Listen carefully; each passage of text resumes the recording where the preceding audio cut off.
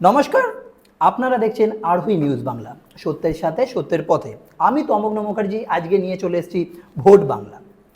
আজকে রাজ্য উত্তপ্ত, ঠিক কী কারণে আপনারা সবাই জানেন, ঠিক মালদা প্রবলেমের জন্য। এই মালদা প্রবলেম ঠিক কী হয়েছিল? এই মালদায় 7 অধিকারী, অর্থাৎ আমাদের চতুর্থ স্তম্ভের অন্যতম শক্তিশালী স্তম্ভ আইনকে নিয়ে 7 জন অধিকারীকে 7 থেকে 8 ঘন্টা আটকে রেখেছিল কোনো জল ছাড়া। ঠিক কি হয়েছিল মোথাবাড়িতে সেটা জানবো। তারই সঙ্গে আজকে আপনারা দেখতে পাচ্ছেন আমাদের সঙ্গে রয়েছে আরোহী নিউজ বাংলার এডিটর ইন চিফ শ্রীযুক্ত বিপ্লব কুমার সিনহা। নমস্কার, আমাদের আরোহী নিউজ বাংলায় আপনাকে স্বাগত। আচ্ছা, আজকে যে এই ঘটনা মোথাবাড়িতে যে ঠিক এই ধরনের ঘটনা ঘটছে, আজকে সাধারণ মানুষ আইন নিজের হাতে তুলে নিয়েছে, এই ব্যাপারে আপনি কি বলবেন? এটা ঘটনাটা হচ্ছে অনেক দিনের ক্ষোভের বহিঃপ্রকাশ। তুমি যেটা বললে যে আজকে রাজ্য উত্তপ্ত, ঠিক তা নয়। এটার একটা হিস্ট্রি আছে, একটু আমাদেরকে একটু ব্যাকে যেতে হবে কয়েক মাস। এসআইআরকে অ্যানাউন্সমেন্ট করার পর থেকে কিন্তু এগুলো চলছে। এসআইআর মানে কি, যে তুমি ভোট অধিকার আছে কিনা, তোমার ভোট দেওয়ার এলিজিবিলিটি বা ক্রাইটেরিয়া আছে কিনা সেগুলোকে কমপ্লাই করা, সেটাই হলো এসআইআর। এক কথায় আমাদেরকে এখানে কি বলা হচ্ছে, যে এসআইআর মানেই কিন্তু অনেকের মানুষের ধারণা হয়ে গেছে কি, যে নাগরিকত্ব কেড়ে নিতে পারে, বা তোমাকে এই দেশ থেকে বাইরে চলে যেতে হবে। এবং প্রচুর মানুষকেও দেখেছি আমাদের এই নিউটাউন থেকে শুরু করে রাজ্যের বিভিন্ন প্রান্ত থেকে বহু অনুপ্রবেশকারী, যাদেরকে যারা ভেবেছিল হয়তো আমরা ধরা পড়ে গেলে জেলে চলে যেতে পারি, বা তারা কিন্তু পালিয়ে গেছে, কিছু হলেও কিন্তু সাফ হয়েছে। এখন মোদ্দা কথা হলো কি, যে প্রথমে 22 লক্ষ মানুষের বাদ গিয়েছিল, সেটা মমতা ব্যানার্জি বলেন আমি করিয়ে দিয়েছি। তারপর 7 লক্ষ মানুষের নাম নথিভুক্তকরণ এখনও হয়নি, যেগুলো আন্ডার জুডিশিয়াল অ্যাডমিনিস্ট্রেশনের মধ্যে আছে। ব্যাকগ্রাউন্ডটা কি, এই এসআইআর নিয়ে গেলেন কে? কল্যাণ ব্যানার্জি, মেনকা ম্যাডাম, প্লাস মমতা ব্যানার্জি নিজে। তিনি নিজেও একজন আইনজীবী, তিনিও কিন্তু সুপ্রিম কোর্টে এটার বিরুদ্ধে লড়াই করতে গিয়েছিলেন, যেটা এটা কিছু না, এটা মানুষের হ্যারাসমেন্ট হচ্ছে, প্রচুর বিএলওরা মারা যাচ্ছেন, এবং প্রচুর মানুষ হয়রানির শিকার হচ্ছেন, এবং প্রচুর মানুষের নাম বাদ যাচ্ছে, এবং সামান্য একটা ওয়ার্ডের এটা তো হয়েছে। সত্যি কথা বলতে ভাই, আমি নিজেও তো এসআইআর আমারও হিয়ারিংয়ে এসেছিল। আচ্ছা, আমার 2002 বাবার নাম আছে, আমি বাঁকুড়ার ছেলে, আমার কি জমি জমা আছে, সবই আছে, কিন্তু আমিও নাম পেলাম কি একটা মানে মানে নামের এদিক ওদিকের জন্য। এবং সেখানে গিয়ে দেখলামটা কি, প্রচুর ভিড়, 4-5 ঘন্টা, মানে কি বলবো, যে চরম উত্তেজনা, মারকাটের উত্তেজনা, ওকে গালাগাল দিচ্ছে, ওকে করছে, মানে বিতিকিচ্ছির একটা ব্যাপার। এইগুলো কিন্তু মানুষের মনে একটা ক্ষোভ প্রকাশ হয়েছে, একটা সাধারণ মানুষের কিন্তু একটা হয়রানি হয়েছে, যারা বয়স্ক বলো বা বিভিন্ন বলো। তো আমি হিস্ট্রিটা ওদিকে যাচ্ছি না, এসআইয়ের দিকে চলে যাচ্ছি। ব্যাপারটা তুমি যে পয়েন্টটা বললে, এই যে 7 লক্ষ মানুষের যে ভোট নথিভুক্তকরণ নিষ্পত্তি হওয়ার ঘটনা ছিল, এটা মমতা ব্যানার্জি এটা নিয়ে গিয়েছিলেন সুপ্রিম কোর্টে। সুপ্রিম কোর্ট কী রায় দিয়েছিল, যে I will be sending the judicial officer to your state to resolve all those problems. প্রবলেমগুলো সলভ করার জন্য আমি আপনাকে জুডিশিয়াল, এবং তারা কারা, তারা হচ্ছে বিচারপতি, জুডিশিয়াল অফিসার, তারা হচ্ছে একজন বিচারপতি, তাদেরকে পাঠালেন। তাহলে মমতা ব্যানার্জির আর্জিতে কিন্তু এরা এখানে এসেছিল। ব্যাপারটা কি হলো, এই 7 লক্ষ মানুষ ওনাদেরকে আটকে দিলেন, যে আমাদের নাম নথিভুক্ত, কিন্তু ওনাদের জন্যই কিন্তু এসেছিল। আজকে এটা বাংলার লজ্জা, একদম বাংলার একটা লজ্জার বিষয়, যে আজকে একটা মালদা যে আমের জন্য বিখ্যাত, মানে কি বলবো, যে সারা পৃথিবীতে আম মানে আমরা রপ্তানি করি, সেই জায়গাটা আজকে কলঙ্ক হয়ে যাচ্ছে। মথিয়াবাড়ি বা মোথাবাড়ি কেউ বলছে, তো এই মোথাবাড়ি নামটা আজকে কি হানাবাড়ি? শুধু মোথাবাড়ি কালিয়াচকেও এই কালিয়াচকে অবরোধ করছে, চারদিকে অবরোধ চলছে। সাধারণ মানুষের এটা তো দেখো, অবরোধ করাটা পাপ না, কিন্তু এইভাবে বিচারকদেরকে আটকে রাখাটা, যে বিচারক তোমাকে ন্যায় দান করতে গিয়েছিল, যে বিচারক তোমার প্রবলেমের সমাধান করতে গিয়েছিল, যে বিচারক সামগ্রিকভাবে ব্যাপারটাকে মানে নিখুঁতভাবে পুঙ্খানুপুঙ্খভাবে নিরীক্ষণ করে সেটাকে সমাধান করতে গিয়েছিলেন, তাদেরকে আটকে রেখে কি কোথাও না কোথাও আজকে বিচারের রানী, আমি বারবার বলছি, কোথাও কেউ নিভৃতে নীরবে কাঁদছে। আমাদের ভারতবর্ষ কি কোথায় এগোচ্ছে, তাহলে আইন শৃঙ্খলা কোথায় এগোচ্ছে? একদমই ঠিক কথা। এখন এই যে বিচারকদের আটকে রাখলো, এই আটকে রাখার ফলে কি হলো, ব্যাপারটা কিন্তু হাইলাইটের অন্যদিকে হয়ে গেল। ঠিক, কিছু মানুষের উগ্র মানসিকতা, কিছু মানে আগ্রাসন এবং উস্কানিমূলক বা প্ররোচনামূলক এই ব্যাপারটার জন্য, রাত্রি 2টোর মধ্যে আটকে রাখার জন্য অবরোধ করে রাখা, বা কাউকে আটক করে রাখা, মানে অহিংসা আন্দোলনের মাধ্যমে কোনো আন্দোলন করা, এটা তো কোনো পাপ নেই, কোনো পাপ নেই। বা এটা ফ্রিডম স্পিচ তো আমাদের ইন্ডিয়াতে আছে, সে করতেই পারে। কিন্তু কাউকে আটকে রেখে তাকে খেতে না দেওয়া, তাকে জল না দেওয়া, তুমি যেটা বলে তোমার কাছে খবর একদম। আছে, তো এই জিনিসগুলো বা আটকে রেখে তাকে তার উপর অত্যাচার করা, মানে লাঠি, রড, বাঁশ গাড়ির উপর করা, পাইলট কারকে ভেনিস করে দেওয়া, চাকা পাংচার করে দেওয়া, মানে এইভাবে যে অত্যাচার করা, এটা কিন্তু তো কেউ সহ্য করবে না। এটা আমাদের দেশের আইন কেন সহ্য করবে? তো ব্যাপারটা কী হয়েছিল, তোমার 7 লক্ষ ভোটারকে নিষ্পত্তি করার কথা ছিল, এরপর কি ব্যাপারটা কত ভেস্তে গেল না? একদমই। এই যে এই ভোটাররা কি আর ভোটারদের পাবে? একটা তুমি জানো যে মালদাতে একটা 51% একটা মুসলিম সম্প্রদায় আমি একটা এই ওই এলাকায় আছে জাস্ট এই লাইনটাতেই আসছি, আপনি যেটা বলছেন আমি জাস্ট এই জায়গাটাতেই আসছি। আমরা যখন এসআইআর এর কথা শুরু হয়েছিল তখন আমরা জেনেছি আমাদের কেন্দ্রীয় সরকারও একটা কথা বলেছিল যে যারা সংখ্যালঘু মেনলি তাদের উপরে কেন্দ্র করে এসআইআরটা মেনলি, আমি বলছি না যে তাদেরই, কারণ আমাদের বাংলাতে শুধুমাত্র বাংলা না, আমাদের অল ওভার ভারতে আমরা একটা সেকুলার কান্ট্রি, সেখানে হিন্দু মুসলিম দুই রয়েছে, কিন্তু বাইরে থেকে অনুপ্রবেশকারী যে সংখ্যালঘুরা রয়েছে তাদের জন্য কিন্তু এসআইআর হয়েছিল। এবং আমরা যদি দেখতে পাই, একটু যদি পিছিয়ে যাই, জাস্ট মালদা থেকে 130 কিলোমিটার দূরে, 130 কিলোমিটার দূরে মুর্শিদাবাদের রয়েছে বেলডাঙ্গা, সেখানেও কিছুদিন আগে আগুন জ্বললো। ফের মালদা, দুটি জায়গায় কিন্তু সংখ্যালঘু ফ্যাক্টর। কোনোভাবে কি আপনার মনে হচ্ছে যে এই ধর্মীয় বিভাজন এই ভোটের জন্য একটা করা হচ্ছে, বা কোনোভাবে ধর্মীয় বিভাজনকে সামনে আনা হচ্ছে, বাকিগুলোকে গৌণ করে দেওয়া হচ্ছে? স্বাভাবিক, এটা তো অস্বাভাবিক হওয়ার কিছু নেই। কারণ একটা ধর্মীয় সম্প্রদায়ের মানুষ, যারা ধর্মীয় সম্প্রদায়ের মানুষ, মানে লঘু সম্প্রদায় বলি বা ধর্মীয় সম্প্রদায়ের মানুষ, তারা কিন্তু মানে বিশাল পরিমাণ, তাদের বিশাল পরিমাণ অংশ কিন্তু তৃণমূলকে সাপোর্ট করে, তৃণমূলকে সাপোর্ট করে। কেন্দ্রীয় সরকার বলেইছে যে এখানে বাংলায় ভোট চলে শুধুমাত্র সংখ্যালঘু ভোটের উপরে। না, সত্যি কথা, শুধুমাত্র সংখ্যালঘুর উপরে ভোট করে না, সেটা আগে কংগ্রেসকেও দেওয়া হতো, এখন সংখ্যালঘুদের। কিন্তু এদের বিশাল আকার যে ভোটটার পার্সেন্টেজ, সেটা কিন্তু ম্যাক্সিমাম ভোটটা কিন্তু মানে মানে তৃণমূলকে পায়। এরপর তো বুঝতে হবে, আমি এই 40% বা এই যে শতাংশ ভোটটা আছে, এই 40% যে শতাংশ ভোটটা আছে, এই ভোটটা কি? এই ভোটটার মধ্যে বিজেপি কি চাইছে যে এই ভোটটার মধ্যে যদি ভাগাভাগি হয়ে যায় তাহলে আমাদের এন্ট্রি সুবিধা হবে, আমাদের পেতে সুবিধা হবে, এগিয়ে যেতে সুবিধা হবে। তার জন্য প্ল্যান হয়তো অনেক কিছু প্ল্যান করছে, তোমরা সব দেখতেই পাচ্ছ সামনে। না সেটা ঠিক কথা, আপনি যেটা বলেছেন, আমি এই পয়েন্টে আসবো। তার আগে আমার মনে আরও একটা, তবে এটা অস্বীকার করার জায়গা নেই যে অনুপ্রবেশকারী বা বাংলাদেশিরা কিন্তু পশ্চিমবঙ্গে ছিল না বা ভারতবর্ষে নেই, এটাও কিন্তু অস্বীকার করার জায়গা নেই, আছে। এটাও প্রমাণ, কিন্তু ভুরি ভুরি প্রমাণ তার পাওয়া গেছে। একদম একদম, এটা সত্যি কথা, এটা আপনার কথায় না সেটাই বলার হয়তো সুযোগ অবকাশ নিচ্ছে, নেই, একদমই তাই। সেটাই সুযোগ নিচ্ছে। কিন্তু আমার তাও একটা জিনিস ভেবে দেখুন, যে আমাদের এই যে বাংলায় ভোট ঘোষণা হলো, ভোট ঘোষণার আগে সব কিছু ঠান্ডা ছিল, এসআইআর নিয়ে একটা উত্তেজনা ছিল, পারদরা কিন্তু চেপে ছিল, আগুনটা চেপে ছিল। ভোট ঘোষণা হলো, ভোট ঘোষণা হওয়ার পরেই বাংলা উত্তপ্ত হয়ে উঠলো।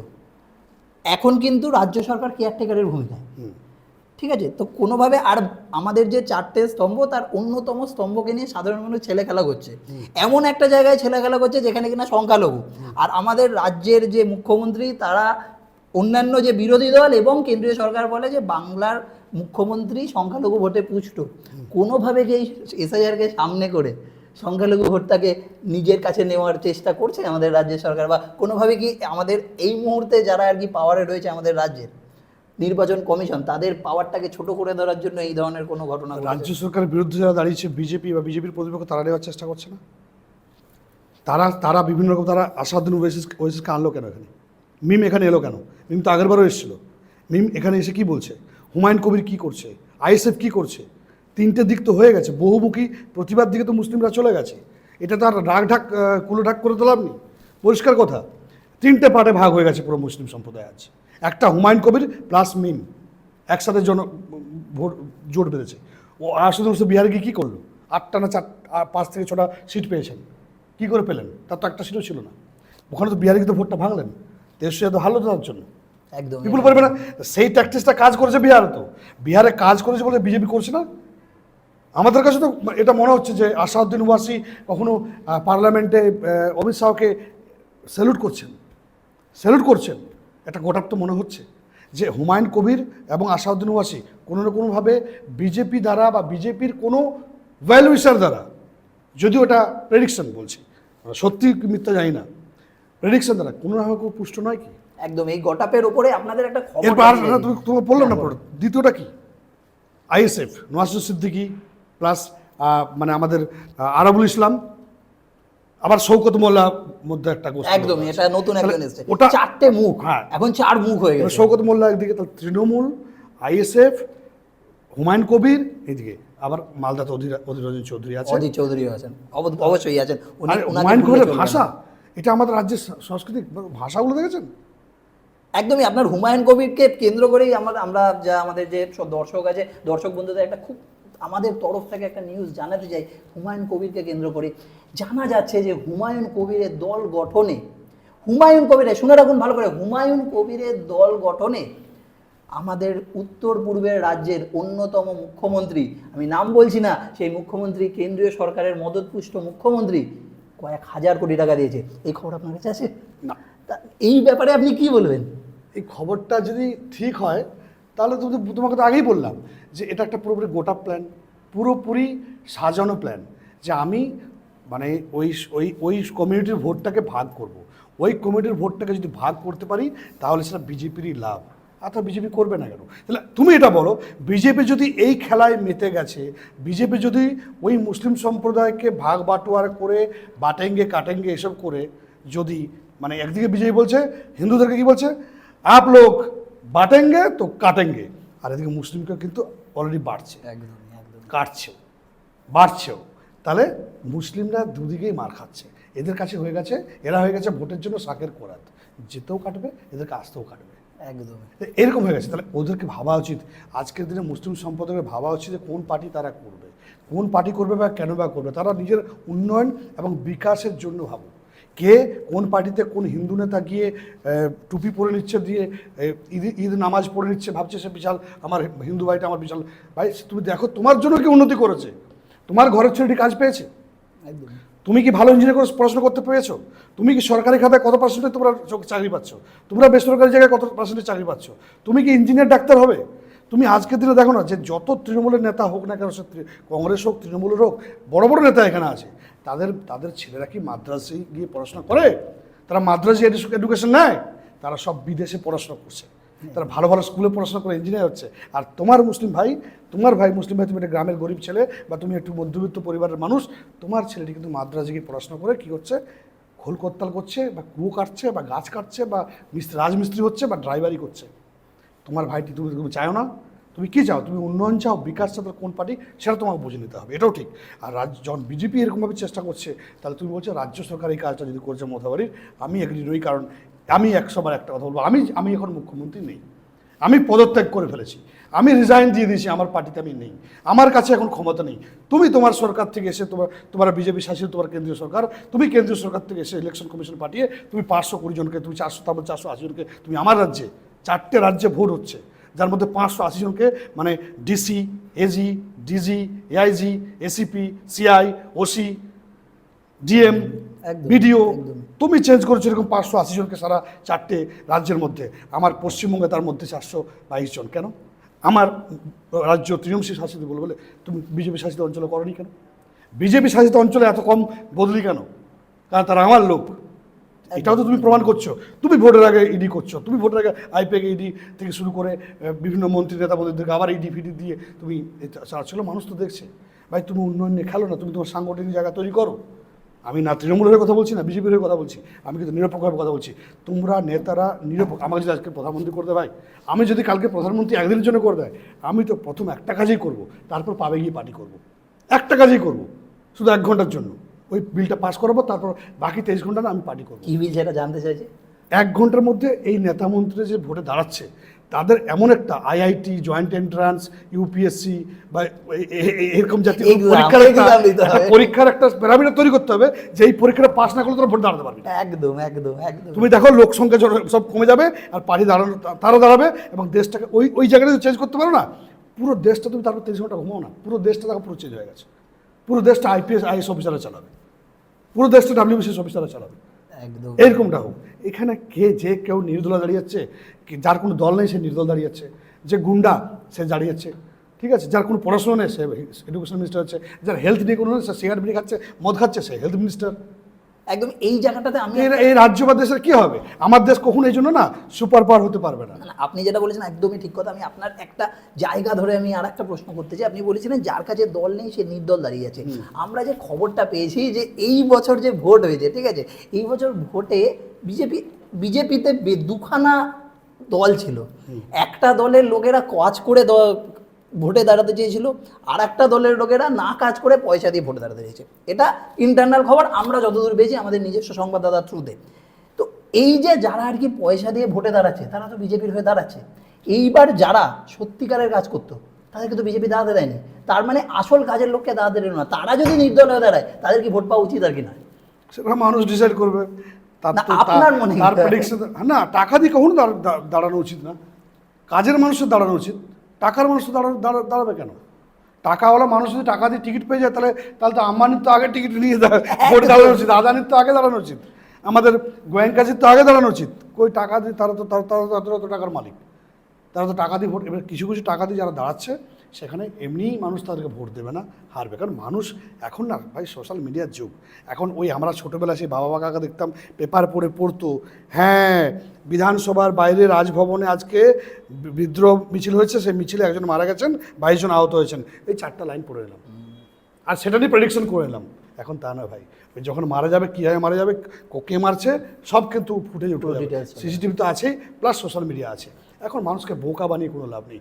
তুমি কাজ করলে তুমি পাবে। এখন বিজেপির এখন কিছু মুদ্রাটা কি, বিজেপির মুদ্রাটা কি এখানে, যে কালো টাকা, কাটমানি, তোলাবাজি, গুন্ডারাজ এবং মুসলিম সম্প্রদায়কে তোষণ, অনুপ্রবেশকারী এইসব করে নি, এটা বিজেপির মুদ্রা। তৃণমূলের মুদ্রা কি, আমি যুবসাথী দিয়েছি, লক্ষ্মীর ভাণ্ডার দিয়েছি, আমি কন্যাশ্রী দিয়েছি, আমি ভাতা দিচ্ছি, নারায়ণ ভাতা দেবো, আমি দিয়ে দিলাম। একদম। তাহলে এখন বিজেপি কী দেখাবে? বিজেপি বলছে আমরা এলে ডবল করে দেবো, কিন্তু বিজেপির স্বাদটা তো মানুষ সেই মাটিতে গিয়ে পায়নি এখন। মানে তুমি গ্রামাঞ্চলের দিকে যাও বা বহু ইয়েতে যাও, এখন কিন্তু বিজেপির সাংগঠনিক ক্ষমতা অনেক জায়গায় নেই, অনেক কম, সত্যি নেই। কারণ তারা মাটির লোকের সাথে মিশতে যায়। আর এইবারটা আমি বলছি, এইবারে যে ভোটটাতে আমি যদি একজন রাজনৈতিক বিশ্লেষক হিসাবে কথাটা বলি, আমি কোনো পার্টিকে সমর্থন করে বলছি না, যেটা ভুল যেটা ঠিক, মানে স্ট্রেট ফরওয়ার্ড হতে হবে। চোখ অন্ধের মতো বিজেপিকে বিশ্বাস করে চলবে না, আর অন্ধের মতো তৃণমূলকে বিশ্বাস করে চলবে না। একদম সোজা কথা যদি তুমি বলো, এইবারের ভোটটাতে সত্যি কথা বলতে ভাই মানুষের ভাইবস প্রত্যেকবার একদিন বোঝা যায় যে কি হতে চলেছে। আর তৃণমূল মানে রাস্তাঘাটে কিন্তু সেই ভাইবসটা পাচ্ছি না সত্যি। মানে চরম যারা বিশ্লেষক, যারা 20-25 বছর আমি টিভিতে দেখেছি বা বিভিন্ন বড় মেইনস্ট্রিম মিডিয়াতে দেখেছি, যারা 20-25 বছর 30 বছর ধরে মানে শুধু বিশ্লেষণের কাজ করছে, রাজনৈতিক বিশ্লেষণ, তারাও কিন্তু এবার বলতে পারছে না। তারাও কিন্তু বলতে পারছে না যে ভাইবসটা কি। হ্যাঁ এটা ঠিক, মানে এটা তো আমার যেটা প্রেডিকশন যে তৃণমূল জিতবে। এবারও কিন্তু তৃণমূল ক্ষমতায় আসতে চলেছে, যদি বিজেপির মানে গেমটাতে লাস্ট এইসব গেম যদি মানে লাস্টে যদি কোনোভাবে কোনো মানে ফ্যাক্ট মিস হয়ে যায়, তাহলে কিন্তু বিজেপি একটা ভালো রেজাল্ট করতে পারে। অবশ্যই। আমি আমরা প্রায় অনুষ্ঠানের শেষ পর্যায়ে চলে এসেছি। আমার শেষ প্রশ্ন আপনাকে, যে এই মুহূর্তে দাঁড়িয়ে এখন আমরা সাধারণ মানুষের গ্যাস সংকট থেকে শুরু করে অনেক ধরনের সংকটের সম্মুখীন, ঠিক এই সময় এরকম একটা ঘটনা তৈরি করলো, আমি বলতে পারি তৈরি করলো বা কোনোভাবে তৈরি হলো, কোনোভাবে কি সুপ্রিম কোর্ট নিজে বলেছে ইট ওয়াজ প্রি-প্ল্যান্ড এন্ড ক্যালকুলেটেড। একদমই। তো আমি জিজ্ঞেস করতে সুপ্রিম কোর্ট আমাদের মিথ্যা কথা বলবেন না, কোনোভাবে কি বিচারপতি নিজে বলেছে এটা পুরোপুরি প্রি-প্ল্যান্ড। একদমই। তা কোনোভাবে কি এই যে ঘটনাটা আমাদের সাধারণ মানুষের যেটা চাহিদা, সেই চাহিদার যে অসুবিধাটা হচ্ছে, গ্যাসের দাম আজকে আগুন ছোঁয়া, লোকে গ্যাস পাচ্ছে না, কিছু কিছু জায়গায় বিহারের বেশ কিছু জায়গায় পেট্রোল বন্ধ পাওয়া যাচ্ছে না, ইনফরমেশন পাওয়া যাচ্ছে। তো এই যে গ্যাস পাচ্ছে না, পেট্রোল পাচ্ছে না, সাধারণ মানুষ সাধারণ অসুবিধায় ভুগছে, সেখান থেকে মাথা ঘোরা থেকে এই ধরনের ঘটনা ঘটাচ্ছে, আপনার কি মনে হয়? না, আমার মনে হয় না যে গ্যাস পাচ্ছে না। হ্যাঁ গ্যাসের একটু ক্রাইসিস আছে। দেখুন, কোনো একটা বাড়িতে 4টে মেম্বার, সে 2-3 জনের নামে গ্যাস বুক করে গেছে, সে যদি 6টা গ্যাস এখন নিয়ে রাখতে চায় নিজের কাছে, তো গ্যাসের তো ক্রাইসিস হবেই। আমি মনে করি যে এখানে কিন্তু আমি কেন্দ্রীয় সরকারের মোদির পুরোপুরি পলিসিতে বিশ্বাসী, যে তেল আর গ্যাস যদি এই যুদ্ধ লং টার্মে চলে তাহলে আলাদা বিষয়, কিন্তু এখন আগামী 1-1.5 মাস পর্যন্ত আমার মনে হয় যে ভারতের সেই যথেষ্ট স্টক আছে। আর কালো বাজারে যদি না থাকে তাহলে মানুষ আর ঠিকঠাক টাইমে তুমি যতটুকু দরকার ততটুকু তুমি নাও, তোমার পেট্রোল যতটুকু দরকার ততটুকু নাও, তোমার ডিজেল যতটুকু দরকার ততটুকু নাও, আর গ্যাস যতটুকু দরকার ততটুকু নাও, তোমাকে স্টকে রাখতে হবে না। সেটা যদি তুমি মেনটেন করো তাহলে আমার মনে হয় না ভারতবর্ষে কোথাও গ্যাস এবং তেলের কোনো ক্রাইসিস হবে নেক্সট 1 মান্থ। কিন্তু যুদ্ধ যদি প্রলংড হয়, মানে ধরে রাখো যদি তোমার 6 মাস 7 মাস 1 বছর ধরে যুদ্ধ চলতে থাকে, সেই ক্ষেত্রে একটা প্রবলেমস আসতে পারে। আর সেটা কিন্তু আমাদের একার না, আর মোদিজির ক্রিয়েট করে না, সেটা মমতা দিদিরও ক্রিয়েট করে না। এটা কিন্তু ওয়ার ক্রাইসিস, এটা it is applicable to all the global states, all the global countries. এটা আমার একার জন্য হবে না, অনেক আমি বলবো অনেক দেশের থেকে, পুরো দেশের অনেক দেশের পার্শ্ববর্তী, আমি আমার পার্শ্ববর্তী বা আমার যে বন্ধু প্রতিবেশী দেশগুলো আছে তাদেরকে কি দেখো না, বাংলাদেশকে আমাকে তেল পাঠাতে হচ্ছে, শ্রীলঙ্কাকে আমি তেল পাঠাচ্ছি, নেপাল ভুটানকে আমি তেল দিচ্ছি, পাকিস্তানের লকডাউন, বাংলাদেশে আদার লকডাউন। তাহলে আমি যদি দেখি চীন কী করছে, অনেক জায়গায় পেট্রোল রেশনিং করে দিয়েছে, ঠিক আছে। তার প্রত্যেকটা বিদেশগুলো, ফ্রান্স থেকে শুরু করে ইংল্যান্ড থেকে শুরু করে তারা সব রেশনিং করে দিয়েছে যে তুমি এই পরিমাণ তেল এই দিনে এই পরিমাণ তেলেই পাবে। সেক্ষেত্রে আমি এখানে আইপিএল খেলা দেখছি, একদম আইপিএল খেলা দেখছি, আমরা ভোট নিয়ে কথা বলছি, একদমই তাই। ভোট নিয়ে মারপিট চলছে, ভোট নিয়ে মাথা ব্যথা চলছে, সেখানে আমরা আইপিএল খেলছি, সেখানে আমরা ধুরন্ধর সিনেমা দেখে হলে 2,000 কোটি টাকার সিনেমা দেখে দিচ্ছি। তো আমি মনে করি এইখানে এই জায়গাটাতে মোদিজি যথেষ্ট দেশকে সুরক্ষিত রেখেছেন। আমি এই পলিসিতে অন্তত দেশের প্রধানমন্ত্রী মোদির সাথে আছি, ও মোদি এই কাজটা তো ভালো করেছে পার্সোনালি। অবশ্যই অসাধারণ, অসংখ্য ধন্যবাদ ওনাকে যে আমাদেরকে এই ইনফরমেশন দিল, আমরাও অনেক সমৃদ্ধ হলাম। আজকের মতো ভোট বাক্স এখানেই শেষ হলো। দেখতে থাকুন ভোট বাক্স, শুধুমাত্র আরোহী নির্বাচন। ধন্যবাদ।